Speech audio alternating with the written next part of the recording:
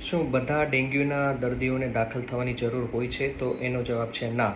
80% કરતાં વધારે દર્દીઓ ઘરે સાજા થઈ જતા હોય છે. તો જો કોઈ દર્દી રોજનું 3 થી 4 લીટર પાણી પી શકતા હોય, એમને સફેદ યુરિન આવતો હોય, તો એમને દાખલ થવાની જરૂર નથી. જો આ પ્રકારના કોઈ વોર્નિંગ સાઇન કે સિમ્ટમ હોય, જેમ કે અસહ્ય પેટમાં દુખવું, ઉલટી થવી, ચક્કર આવવા, વીકનેસ આવી, આ પ્રકારના સિમ્ટમ ના હોય તો પણ એ દર્દી ઘરે રહીને સારું થઈ શકે છે.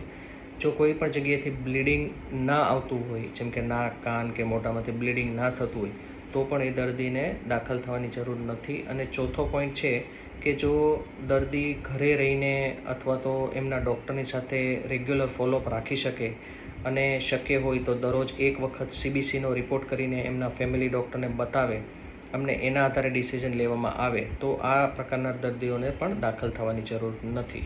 Thank you.